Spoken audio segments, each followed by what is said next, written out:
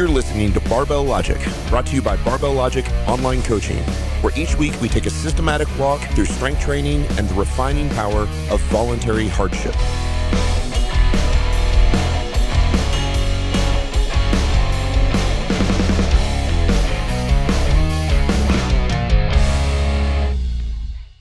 Hi, all. Welcome to the Barbell Logic podcast. It is Rebecca Krieg with Anna Marie Oakes Jody. Did I say that right? Yeah, you're good. Okay, good. You have all the names. I do have all the names. It's like a running joke. Yeah, but you need all of them because you're so awesome. It's great. Okay, so this is one of those topics that is perhaps taboo. I think it's not taboo to talk about generally, but I think a lot of female lifters are hesitant to talk about it with their coach or with other athletes, maybe with other female athletes. Yeah. I mean, I don't know. Has it been an issue with other sports that you've done besides lifting? I wanted to ask you that question. No, I never experienced it in CrossFit, but I did experience it jumping on a trampoline. So that was probably the only experience I had with it in the past. And that was after I'd had 4 kids. At that point, I'd had the twins, but it wasn't something that I've experienced pre-children. Right. And so I guess let me start by just giving sort of an introduction about incontinence. Sure. Because there's several different kinds of incontinence. There is stress incontinence, which is the kind we normally talk about with exercise. Right. There's urge incontinence, which is when your bladder's overactive. Right. Overflow incontinence, which is like your bladder's not emptying the whole way. Yeah. And you can also have nerve damage type incontinence where there's just a problem with the signal that's going to the nerve. Right. And so a lot of people have several kinds of those incontinence, but the treatment's different for all of them. And I think one of the things that is important to note is that it can really happen to anyone. It tends to be thought of as an old lady problem. Right. Right. Or a postpartum problem, not people that have never had kids, they shouldn't with air quotes. Right. Right. I actually have seen some studies on women who are nulliparous, which means they haven't had any babies, right? Right. They, when we're talking younger athletes, age 20 to 30, anywhere between 28 to 70% may have at least experienced one episode of that. So it is more common in women. So men can have it. It's generally in that case, more of a nerve problem. Right. And the reason for that is just anatomical. The plumbing's different. The tube goes to a different place. Yeah, we have multiple pipes, and they've just got the one pipe that's multi-purpose. Right. And when anything that increases abdominal pressure is pushing down for the female on rectum, vaginal, and urethra tubes. So that's why it affects all three for us. Now, men can actually have rectal problems with increased abdominal pressure. And that can happen too, and it's not the end of the world. But if you have that happen to you all the time when you're lifting, there's probably something you can do about that as well, if you're a dude. Some work that can be put in for... Right. So when we think of incontinence, it is more of a female thing just because of those anatomical differences, really. But as you mentioned, there is an increased risk factor for age, obesity, multiple vaginal pregnancies, especially. Right. And especially it really skyrockets after 2 pregnancies. Right. And really rough deliveries. Yeah. If someone has just had one baby but had a really rough, long delivery, major tears, which was actually, this is the episode where I probably exposed too much of myself, but this has been my hugely constant struggle with lifting. And I actually played sports my entire life and never had trouble until I began to train regularly. So for me, it was very linked to training. Yeah. But I definitely had, I had big babies. Bear was 10.5 pounds and Thomas was 8, but he was born face up. Sunny side up. Those are hard. That's rough. Sunny side up. And I tore really bad. And then I had an internal bleed and I had to be cut back open, drained, and then re-stitched up. So I have scar tissue, some scar tissue. So that causes issues for me in certain positions, especially in the squat is actually what is the hardest. So there's my TMI for everyone, but I'm sharing it to hope it's helpful to people. Yeah, it's not TMI because it's giving information so that they can, maybe somebody has a similar experience. Right. And so they can relate. That's not TMI. Well, and you know what else too? I think the reason that incontinence happens is different for everyone. And I think that's what makes it one of the hardest things to manage, because it's not one type across the board. And when we talk about stress incontinence, which is what females, and really, like we said, there's studies that show like people who even haven't had babies just seem to have it happen to them. Right. It is common in powerlifting. We could talk more about that in a second. Yes. But the risk factors definitely increase the incidence. But there's two types of like stress incontinence also, and they're mechanically two separate things happening. So you can have a hypomobile urethral thing where the structures are fallen and loose and they just can't make the connection anymore to seal things off. And you can also have the sphincter is hypermobile and it actually tends to spasm. So there's kind of two different types. Okay. And that can affect you. Like a lot of times, like my type is probably the second because of the scar tissue. So like I have trouble, like once I reach a certain threshold, the tissue's scarred and just sort of like doesn't hold very well. And anyway, so when you're working through this issue with someone, I mean, without going to a doctor, because I'm not a doctor, and knowing exactly which type it is, you're kind of looking for patterns of when it happens normally. Right. So, yeah, it's definitely something that I feel like there's two sides to this coin for female athletes. I feel like there's the side where like, I'm horrified. I never want that to happen to me again. Yes. So I'm quitting lifting. I have had females quit. Yep. Because they don't want to pee themselves. And I see at powerlifting meets, girl get off the platform, high-fiving her friend. That was so hardcore I peed kind of thing. Yeah. Like a badge of honor versus like the shroud of shame. There's like the two diametrically opposed reactions to this thing. Exactly. Right. And it's somewhere in the middle. It is somewhere in the middle, because the thing about the powerlifting issue is that, I mean, it can happen, right? Because the pelvic floor is held together muscularly speaking. So right. That's one of the reasons why age affects it more. Plus being menopausal. Yeah. That definitely increases things because estrogen is actually involved in the health of the pelvic floor and like just how well it functions. So when estrogen drops, the postmenopausal women have an increase in stress incontinence. Yeah, which is a bummer. Sneezing, coughing, jumping. Gross. Yeah. Not fair. Not fair. It isn't. Sorry. You're having a great time with your girlfriends, you're drinking a little wine and you're laughing so hard. And then everyone has to like change their pants. Like it just happens sometimes. Oh. But dudes, be thankful that you are dudes. Yeah, that's so true. It's just so true. So the thing about that is with the badge of honor is that I often hear, and I don't know if you've heard this, but I often hear people be cued incorrectly. Yes. On how to use their belts, especially. Yes. This is big. Yes. Like, and actually I'm guilty of this too. When I first started coaching, which is why I'm like, the people that have been with me for a long time, I'm like, I'm sorry I wasn't a very good coach when I started, because I mean, like they've been with me my whole career. And so they're like, they see the progression and see the change and they notice that things are different, which is good. It is good. When I first started, I told them to bear down like they were going to the bathroom. Yeah. That's a terrible idea. It is a terrible idea. Yeah. Because guess what happens? You go to the bathroom. You go to the bathroom. Yeah. But I hear that like at nationals, I'm coaching a lifter and these strong, gorgeous, beautiful chicks are coming off the platform, high-fiving each other. I peed. It was so hardcore. I peed. Yeah. But I hear their coach say before, like, use your belt, push into your belt, bear down. And that doesn't benefit the getting tight in the lift. That just puts more pressure on the pelvic floor.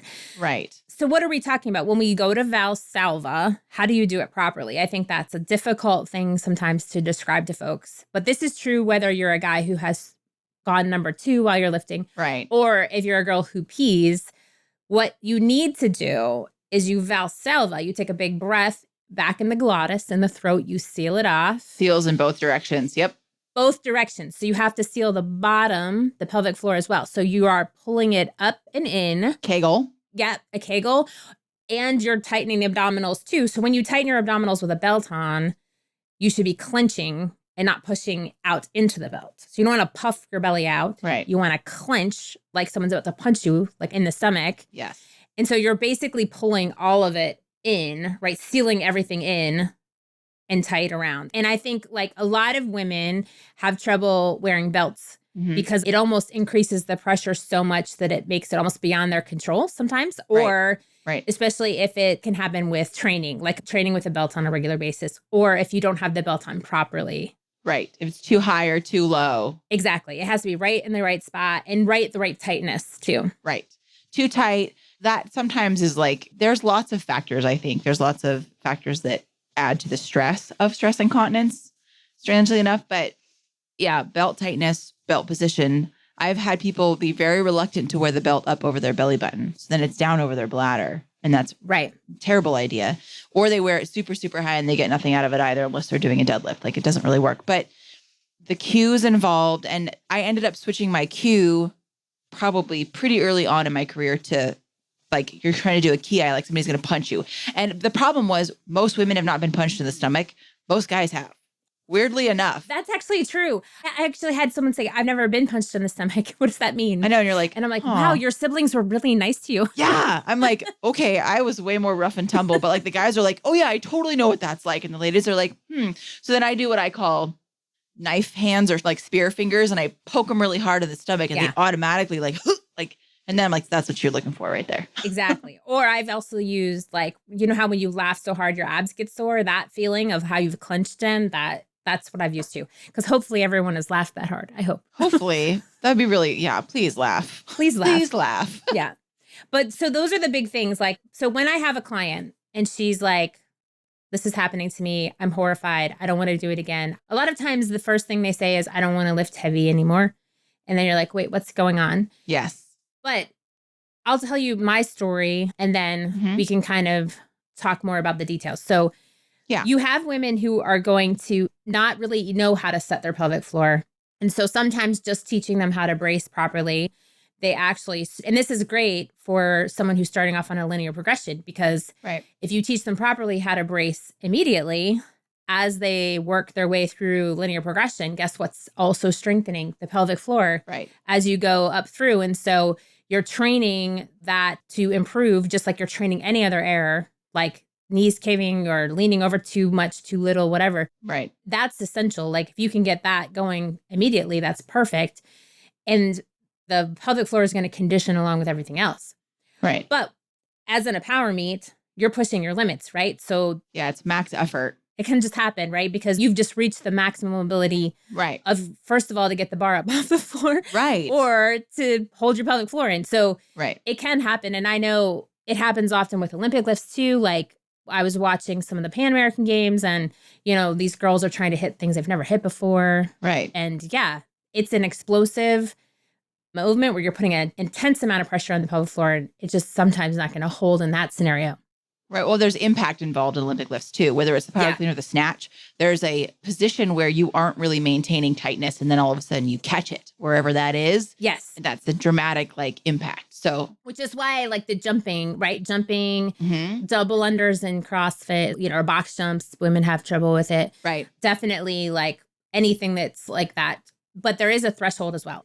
Absolutely. I think that sometimes you have women that are just doing it in warm-ups. It's not even the weight. And sometimes that's a matter of like not knowing how to control the pelvic floor. Right. And so if I have a female that's sort of describing that happening, or they're saying like, I'm getting all these incontinence issues like other times in life, like when I run up the stairs or whatever. Yeah.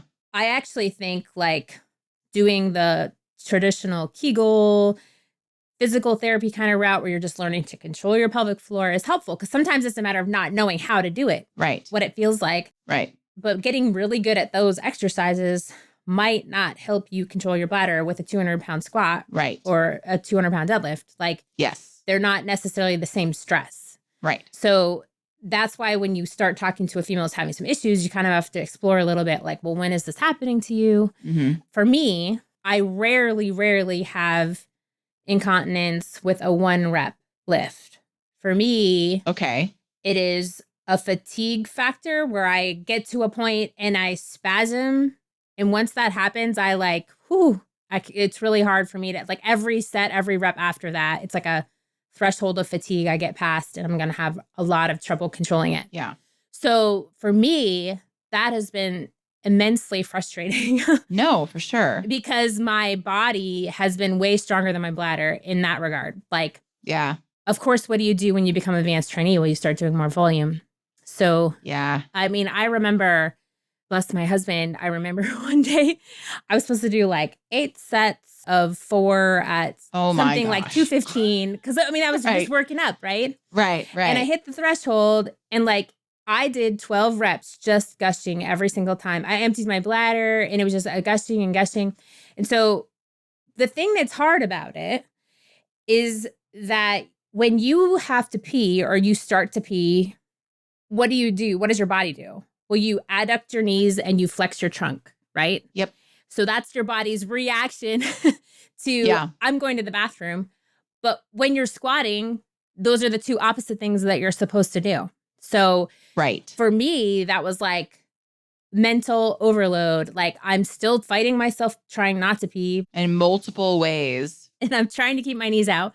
I'm trying to keep my back up. Right. And tears are streaming down my face. Not because the work is not effing hard and I want to do it, because I want to do it. But I'm like, this is totally, like, this isn't even fruitful. This isn't even good reps. Like I'm performing poorly. Yeah. Because I'm fighting this like flood, right? Right. So it was frustrating, like, because I was strong enough that I needed this extra stimulus, right? To like drive my progress. And so trust me, I've researched lots of things. Like I've done the whole PT therapy thing. Yeah. I've done weights, vaginal weights. Like I've done everything. I've done the whole thing. Yeah. Because I was like, why do I do this? This is crazy. And I finally had someone say to me once, well, maybe you just can't be that strong. And I was like, crushed inside. Yeah. Like, what do you say to that? I don't know. And I was like, is this my limit? Am I just done? Right? Like, or do I just like let myself pee? Because the thing is, it is an error. For me, it is. Like, I think in some people it might not be. Mm-hmm. But for me, it is a form error. From when I started lifting to what I can lift now, my threshold of how much I can do has increased slowly, but it's increased much more slowly than my strength. And for me, squatting is normally what makes me incontinent. But as an example, like I just recently took a little, like I think 4 or 6 weeks off of lifting because we moved. And so I got back into the gym and I'm starting to deadlift, right? And so I feel great. I like first day, you know, I'm like working up to a single, pulls 275 off the floor pretty smooth. I'm like, that feels really good. Yeah. So the next time we try to find like a 5x3 for me to do. And like I pee with 200 off the floor on the 3rd rep. Yeah. And it's not that it's not my strength. My bladder deconditioned to pulling heavy deadlifts. So I had to go back and do 3x5 at 225 and work my way back up. I have to give my bladder that time to adapt, which is so frustrating because you're like, this is slow. This is really slow progress. You know what I mean? Like, you're like, I can pull a lot more off the floor. But I talked with a physician and about like surgical options and I've tried like pessaries and internal things. And I just, my spasming just like, I'll shoot them back out. It's what happens. But sorry for the graphic details, but that's what happens to me. There's all kinds of other things. Same thing happens. Yeah. When you're really strong, things won't stay. Sorry. Yeah. It's true. It's true. I mean, it is true. Sorry, guys. Maybe let your ladies listen to this one. That has happened for sure. Like as I've gotten stronger, I'm like, why doesn't this even work anymore? But I completely changed my programming is what I had to do. And one of the things I personally, I don't know, do you notice a difference with your cycle, with your training? There's a couple things that will kick it off. It's my cycle, and it's usually the down end of the 28 days. Yeah. Towards the end of the cycle. Yeah. Or it's a lot of emotional stress. Gotcha. And those are the two things that tend to kick it off for me. And because it's not an every time occurrence, it's not even. You're talking about incontinence, just to be clear. Yeah. Okay. Yeah. Incontinence. It's, the other thing. Yeah. But incontinence, those are the two factors. And they have to almost coincide. Gotcha. But it's almost always on the down end of the, like the down 7, the last 7 or 10 of the 28 days that it becomes problematic, which I believe is the estrogen dump anyway. Like you drop the estrogen. It is the estrogen dump.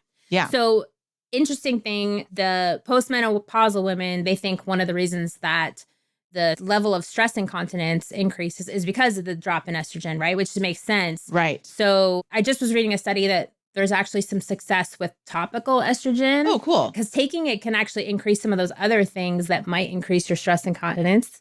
So hormones are so complicated. Yeah. But I think that is why a lot of women notice around certain times of the month, there's an increased incidence. Not only that, but when the estrogen jump is happening, you have increased, the uterus is swelling. So there's like a little more extra space, more pressure, constipation. Yeah. So there's like all those things. Plus emotionally, it's a little bit rougher, right? It just is. Mm-hmm. And so with my advanced lifters, I'm tracking their cycle. And there's a few of them that we do program differently around those times. That's interesting. But one of them has prolapse as well. So that's the other reason is we want to just be really careful that the prolapse symptoms don't increase. And for those of you that don't know, prolapse is actually a separate issue, but it can compound with incontinence. And that is that either you can have the uterus or the bladder, the rectum, any organ is like basically dropped into a place it shouldn't be. So you can have things dropping through the vaginal wall, through the uterine wall, the rectal wall. Yeah, there's a lot of different types, but it is a very cautious situation. Like you have to be careful because you can make it so much worse, but you definitely can train with it with very slow progress and caution. And it's usually something people can really feel, like they know that it's not right. I was going to ask you actually kind of on that thread, what do you do with a lifter who has stress incontinence? How do you modify their programming? How do you modify their lifting so that you can keep them lifting, but also help with the situation? So this is somebody who isn't ineffectively bracing. This is somebody who isn't peeing all the time, but this is somebody who maybe pees at heavier weights. Like, what do you use to kind of help that situation? Yeah, so that's why I track the cycle, first of all, to see how influential that is. But there's a couple factors. Like if it's a fatigue threshold like it is for me, which I'm finding is actually pretty common. A lot of women have the same thing. Like it's when they do sets of 5, not when they do sets of 3. Right. But it happens more often. Right. Like, so there's like a volume factor. And then for other women, it's just the weight on the bar, like just the intensity. And so again, dependent a little bit on their goals, because if you have a female who has stress incontinence, but does not really care about how strong they are, because there are people like that. I'm training because it's good for me. It's good for my body. I know I'm more functional with all the strength I'm gaining. We just don't ever do anything like above 95%, like anything close to what they can do. Right. So we're kind of managing the strength in between and doing a little bit more, but a little bit less. So for those women, it's a little easier because you just kind of avoid those ranges. But for someone who like, I want to get strong, I want to get as strong as I can. Right. Well, what do you do? So I have, for me, and I actually talked to a physician about this because he trains, this guy trained and he was like, yeah, so he kind of understood. And he's like, I don't know the training side of it well enough because I haven't been lifting for long enough. Because he agreed it was like a fault. Because I can control it to a degree. Like when I'm having a bad week and it is around my cycle, I know I have to super ultra concentrate, right? Like I'm like tempo squatting, taking weight off the bar. Yeah. And I'm still training it, right? I'm still training my pelvic floor, but it's less about what the weight is on the bar and what I can do for that day. So it's literally my RPE for the day, like what I can handle. That's a real thing. Right. So for me, that's what I do during that. And for me, it's about 7 days. And again, the same time as the estrogen jump. But the other thing I have to do, I literally never do like sets over 4, like, because I just can't. I mean, unless I'm doing like something really like 50%, which I do too for like work capacity sometimes. Right. But like, as far as like the training cycle of getting stronger, like I don't really do much above 4 for squats. Deadlifts, I can get away with a little bit more. Because like I said, once my bladder is trained, deadlifts actually aren't too much of a problem for me. And that's where I think I high bar squat half the time.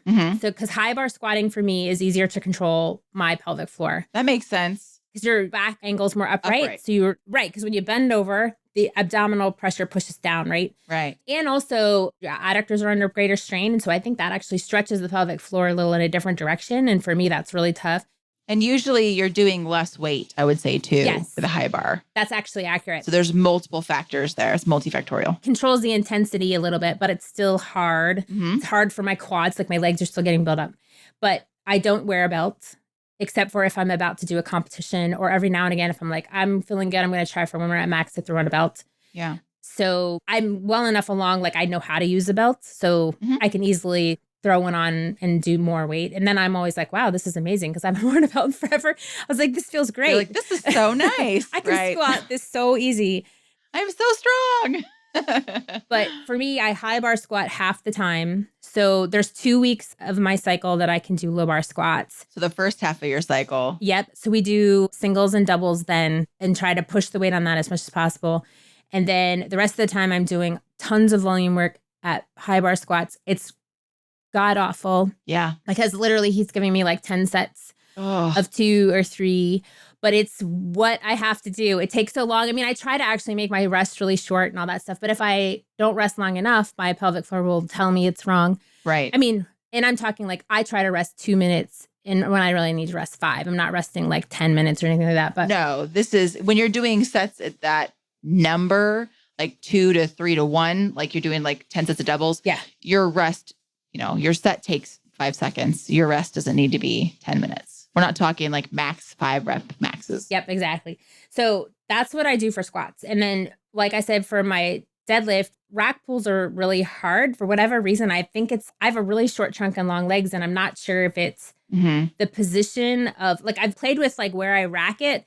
So I don't use those very much, to be honest, which I wish I could. Yeah. Because I feel like it would be. But I mean, all in all, I know that this problem I have has slowed down how strong I got. Your strength progress. It has. Like, there's no doubt it has, because it has also been the emotional assault of like thinking I can't get stronger anymore because of this. For 2 years, I just pushed myself through peeing, right? Like I just kept going.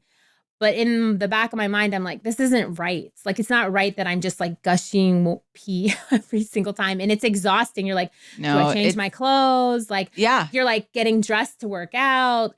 It was just emotionally really hard. It's exhausting on multiple levels. It is physically exhausting in a strange way, but the emotional like fatigue from that is, it's a whole nother level. It is. I mean, think about it from the time you're a toddler, you're learning to hold your bladder, right? Yeah. So it just doesn't feel right anytime. Now, if I was to go up there and I was to hit a PR clean, I could not care less if I peed. Like, you know what I'm saying? Like, I could, but training with it is really hard. Yeah. Like, that's what's emotionally tiring. It's different. So don't get me wrong. I'm not like poo-pooing anyone who ever peed when they did something amazing. No. But it definitely is a different animal, right? Like when you're trying to fight it every day, when you go out for your volume squats and whatever. We did say like max effort, like 1 rep max, things you've never done before in a competition. It's like your grip strength. Yeah. With a deadlift. You'll reach a point where you can't hook grip anymore without busting your thumbs open. Exactly. So it's a similar thing. The weakness is not like the total musculature. The weakness is whatever that weak point is, your grip or your bladder, whatever that's what's going to be the factor. Right. That tells you whether you can do it or not. And if you're in a competition, that's one thing. But in your day-to-day practice, you don't want to be just peeing all over yourself all the time.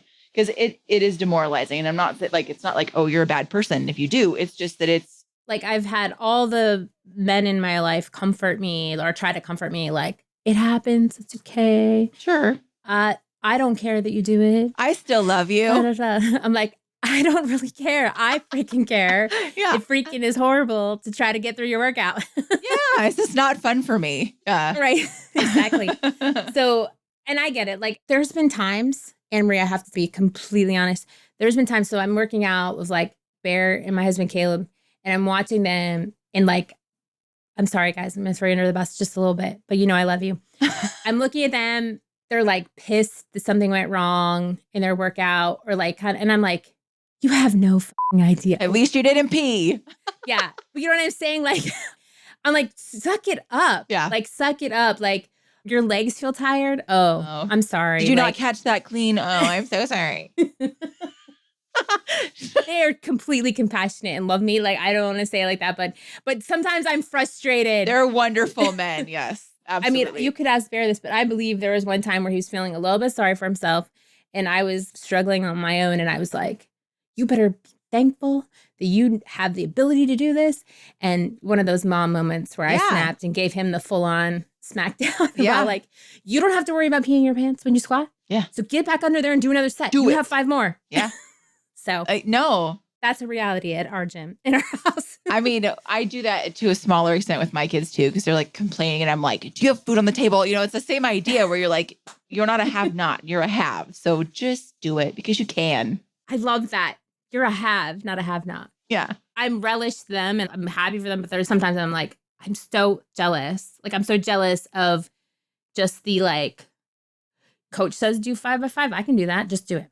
Like there's nothing else holding you back kind of, but there's a million things when it comes to lifting that hold people back besides urinary incontinence. Right. So I don't want to make it seem like poor me. No. Because there's a million things. I mean, right. I have a client who trains with a transplanted heart. Oh, wow. I have a client who trains with, cancer treatment. Like yeah. Everyone has their struggles. True. Everyone does. So I try to remind myself of that. And I've failed so many times in the gym to remind myself of that. We're human beings. I know. It's what happens. We try. We just got to keep trying. Keep trying to be better. That's what we do. Yeah.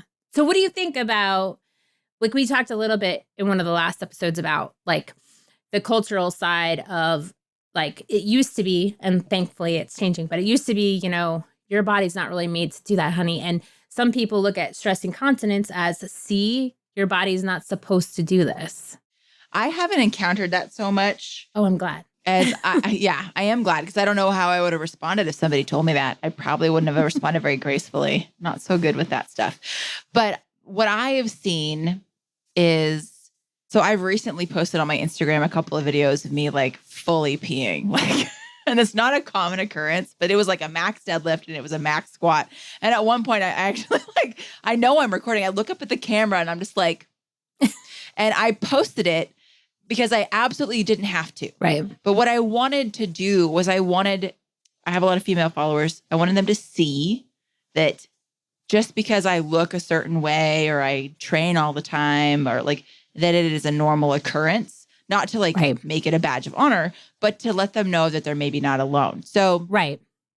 And some people were like, yay, like this is so nice because I didn't know that other people did this or it's good to see. And so that has been like, even if it's a little bit embarrassing, I mean, I'm just like, it is what it is. Yeah. But if it lets somebody out there know that they're not alone, that their experience is not unique in that sense. Right. And that, maybe they could talk to somebody about it, then I'm willing to do that. So I haven't encountered this is happening to you because you're a sinner, basically. The idea is like, you have sinned, so now you're doing the wrong thing. Right, exactly. I've not encountered that. Like I said, I don't know how to have responded to somebody saying that to me, but yeah. Well, I think that's how I felt a little bit when they were like, well, maybe you're just not meant to get that strong. And I was like, yeah. Okay. Yeah. I'm like, I don't know. When I talked to the physician, he was like, I don't know. Can you keep getting stronger if you're just doing like singles and doubles? Yeah. Because he was like, honestly, like he understand. I'm like, right. Well, I'm going to try. Dang it. I'm going to try. And it actually has worked really well. Yes, you can. Yeah, exactly. You can. So I was like stuck, like training, crying, miserable. Right. Around 225 to 250, like not really being able to do more than singles in that range because of peeing. Right. Now I could have peed through it and kept training. I could have, but I just knew, I'm like, I coach women. I know this is a problem. Mm-hmm. I was like, I know that it's a fault. I'm not going to keep pushing myself through this thing that like my bladder's not ready. Right. I'm strong enough, but my bladder's not ready. Right. My pelvic floor, I should be more specific. But so when I started modifying my training and I didn't know if it was going to work because I didn't know anyone who had done it personally. Right.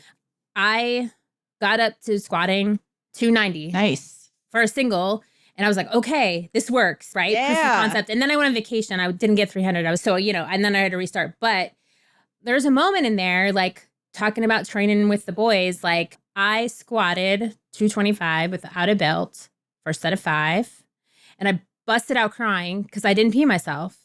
I was like, that's my proudest moment in training so far. And it's not even that big of a moment, but I did it dry. That's a big moment. And it felt so good. It felt so good. And I was crying. Mm-hmm. And Bear looks over at me. He's like, you didn't pee? Like, he's so excited for me. Oh. And I was like, okay, it is what it is. And my son knows what it is. And he doesn't like, and it's funny because I've had men say to me, well, don't be embarrassed about it.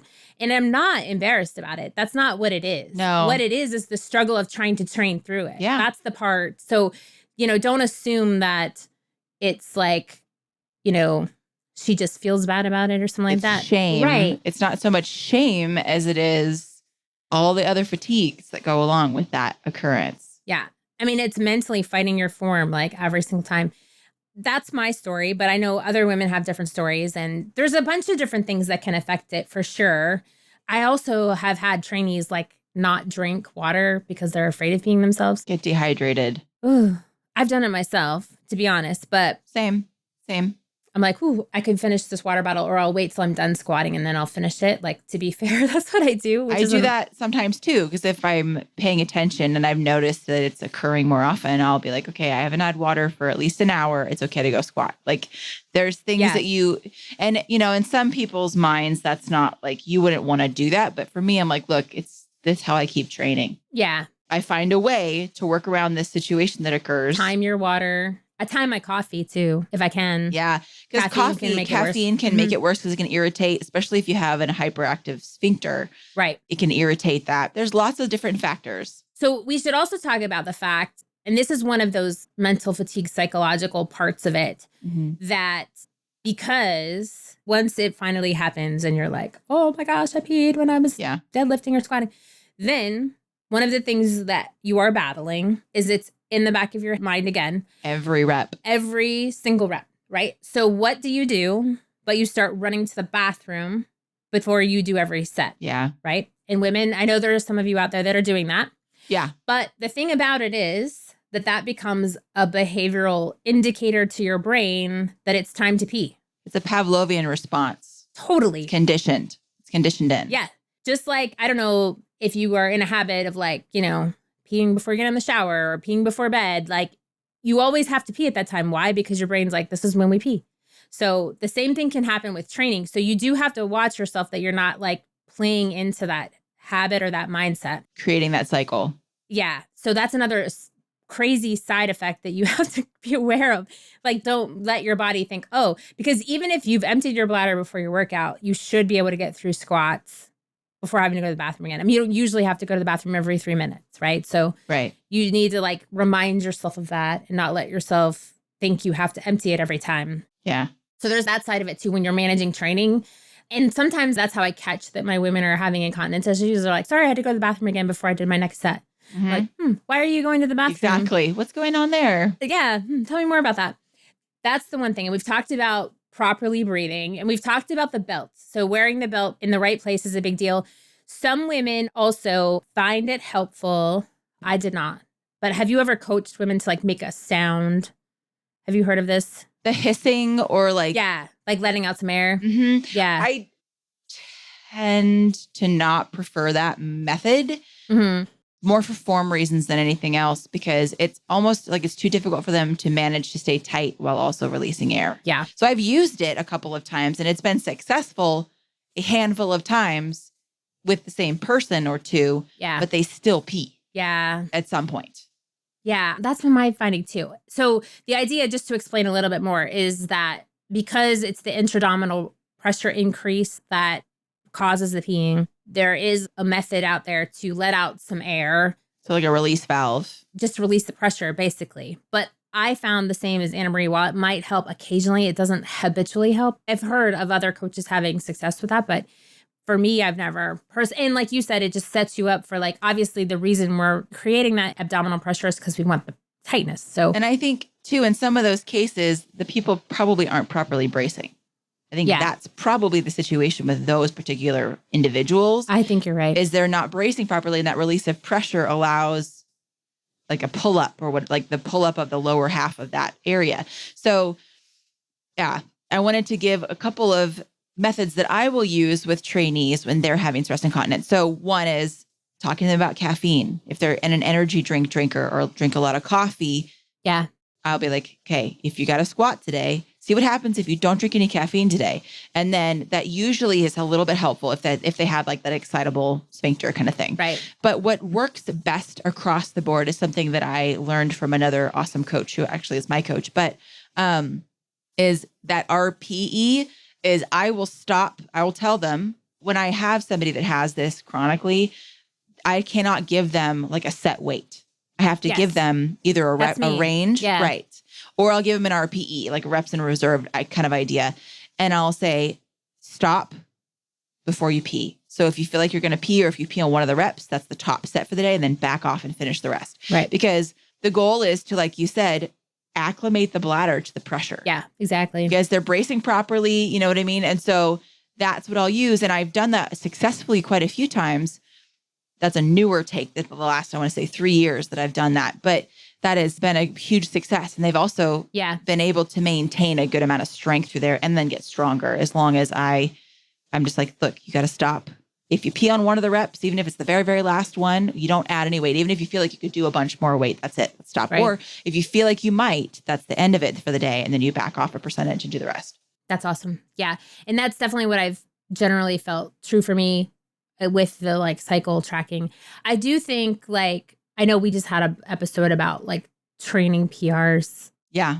So like one of the frustrations for me was being strong enough to pee at a certain weight, but like working up so slowly again through weights that I had done before, but now being dry, like that was psychologically tough, like really tough. Like any lifter, you have them take weight off the bar. They're not super happy about it, right? So right, because they're doing it because some part of you wants to get a bigger number. Like we don't chase numbers, but we kind of want to chase the numbers. Like when you're a longevity trainee, you're not really chasing them, but you're kind of like, be great if I could get that number. Well, yeah, it's in a bucket list, right? Like it's in your mind. Like you're like, right. The day that you don't want to go out and do whatever, you're like, but I do want to do that someday. Exactly. In your mind, you know?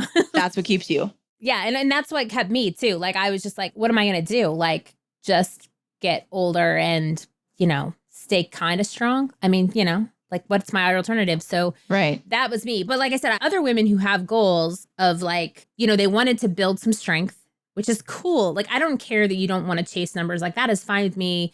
Like, it's amazing to see someone just become more capable and then pursue something else they want to pursue. Like, like I want to like, whether it's I'm going to maintain this body weight and feel pretty good at it, or I want to like run, or I want to do a triathlon, or I want to do this with my kids. But, you know, whatever it is, it's still a matter of managing the symptoms. And I find that women who do take some time and do it right, like you're describing, like stay your RPE, PE, you are going to have better bladder control. So I personally didn't have very much trouble. Occasionally I would have it in CrossFit with like something, again, fatigue, like lots of box jumps or something. Right. But like I have had women who say like after they've been lifting for a little while, like I was able to jump on the trampoline and didn't pee. Like when they would have before. Right. So it does help. And there's nothing like, I think that's the weakness in physical therapy approach, which is still useful for people who are very atrophied or who don't know how to do it.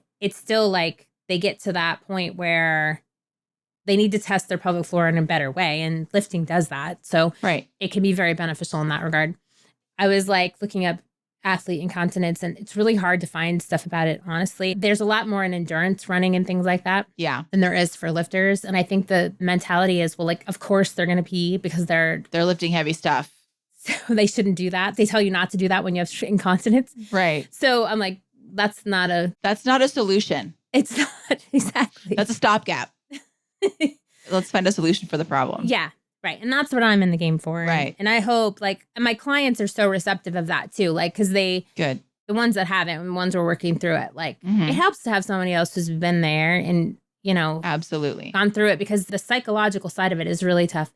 But I looked up, you know, like treatments for it, and it was like the physical therapy exercises. Pessaries. Don't lift so heavy. Yeah, pessaries. But actually this one just said products, and I clicked on it and it was like pads. Oh. I'm like, oh, that's brilliant. Just put a pad on, then you'll be fine.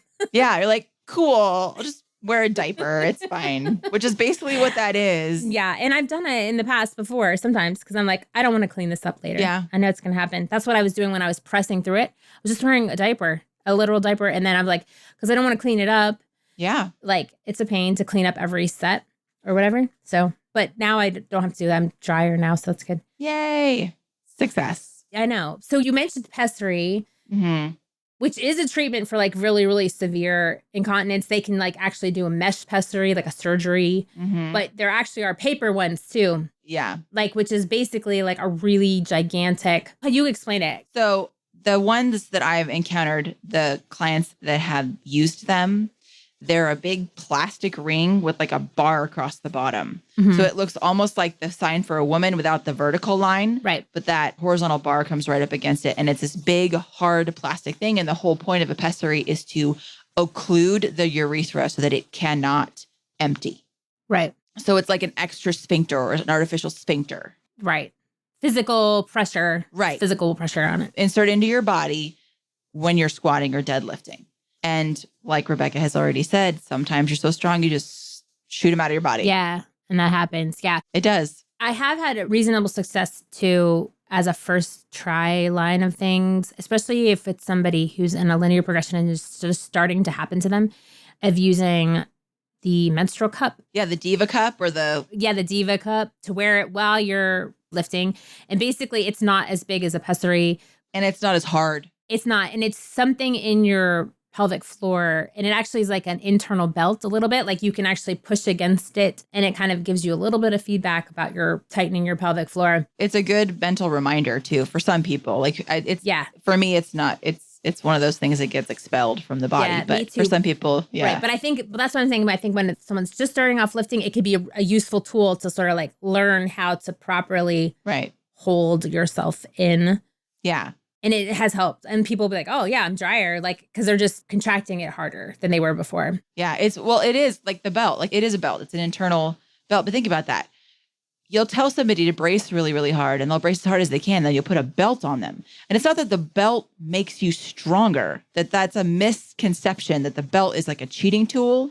Right. The belt becomes a biofeedback. It tells your body like, oh, this is here. And then you can, and of course it is an external pressure to create more intra-abdominal pressure against it. But it also becomes this thing where your mind goes, oh, I can exert more pressure. When your muscle feels it, your muscle feels like, right. Tighten here. Right. Yes. Yeah. So it's the same thing. And so that's one first line of defense that I often do when someone just tells me like, this has just started happening and I don't know what to do. That works. But once you're sure that they know how to brace, which can be a difficult thing, we're guessing and just trying to describe to each other what's going on. But like, I don't really know. I'm not a gynecologist. I'm not checking it. Right. So, I did want to say one more thing too, is I noticed with some of my clients this was happening with that it only occurred with form breakdown. Yes. So it only occurred in the deadlift if their pelvis rolled under, but only occurred in the squat if they lost their back. That is a great point. So that was another thing that I would do with them is I would stop them at any form breakdown.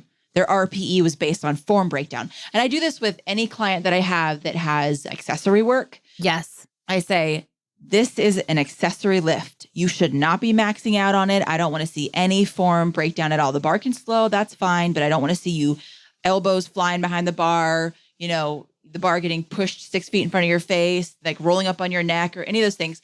And that's with across the board because it's an accessory movement. It's not like you're not competing in this. Right. Like I noticed that with some of the clients. I said, okay, so she would do a set. Reps 1 through 3 were fine. 4 and 5, big old roll under of the pelvis, and then she would pee. That is such a good point. Such a good point. And important for coaches to know and remember too. Like, and that's why it's not awesome with form breakdown or with peeing to just keep pushing someone to heavier and heavier weights. Like it just doesn't. Right. I mean, they are going to PR, but at some point they're going to be limited by those things, whether it's the peeing or. And at some point they're not going to think it's worth it. Yes. And that's fine. Yeah. That's maybe what I want to like, maybe a good conclusion to this is like, what do you say to someone like, is it worth it to, and honestly, some females might be like, nope, it's not. Yeah. It's not worth it to me. Like, I don't want to lift that heavy and pee. And you know what? Maybe that's okay. Like if they've gotten to the point where it doesn't affect the rest of their life and they're pretty happy about it. Playing rugby, second half scrums, I would start peeing. And that's worse because you're like, girls are all. There's people all in your space. Right. Yeah. But it was fatigue stuff. But then, like as I was progressing, and that was the same time I was making a nice run on my squat, like that didn't happen later, So like, I know it even improved like my symptoms with rugby. So, and I honestly like soccer never had an issue. Running never had an issue. Like even after my babies, like, and we should say that too. Like, I don't think women should feel weird if they don't have a problem, even if you've had like a lot of babies. Cause like you really don't have, for as many babies as you've had and as active as you are, it happens to you, but it's not like a really common problem. So women shouldn't feel like, what's wrong with me? Am I doing something wrong that I'm not peeing? Like, you don't have to feel that way either. My mom had 7 babies. Her smallest baby was 9 pounds. Her biggest was 11. She has never had an issue with incontinence, ever. That's amazing. And so if it's not happening to you, you're not a weirdo. You're not abnormal. If it is happening to you, you're not a weirdo. It's not abnormal. Right. We got people. We can help you. We are resources. It's either way. It's one of those things. Like, yeah. And I mean, I hope that women at least see that they can approach, like if you do want to get strong and you're just feeling like, oh, but I don't want to deal with that. Mm-hmm. I want them to know that there's a way you can work around it. Like, you don't have to just like do it, keep it quiet to yourself. Yes. And feel like you just won't get strong or you can't get strong, because I definitely had people say that to me. Like, well, maybe you're not supposed to do that. Stupid people. Well, maybe, or maybe there's another way. Or maybe I can just find another way to do this. Exactly. And so that's what I want people to know. And like you, my knowledge of it has grown. I think your approach you're taking is awesome, because I think that's just way more effective. And it might be a little slower, but it's still better. Slow and steady wins the race, and getting stronger is that important. Right. Like, it's one of those things, like, nobody's ever said I'm too strong. Like, it's true. Like, I don't know anybody who's been like, man, I wish I wasn't so strong. Like, I've never heard it once. No, never. Like, hundreds of people in my life, and no one's ever been like, I mean, you might say something like, I don't like this about, like, well, now that I'm so strong, this is hard. Like, there's little teeny things, maybe like reflux or something, like, because their neck is so big. oh, maybe. But there's hardly anything. Like, really. Yeah. Like, that's probably it. Like, you just belch more or something. I'm not sure. I don't know. I think that's really only like really big dudes do, like. Probably, because it's not something I've really encountered. But either way, I don't think people usually regret it. But we can talk more about that in the next episode. Awesome. Good to talk to you, girl. Good to talk to you too.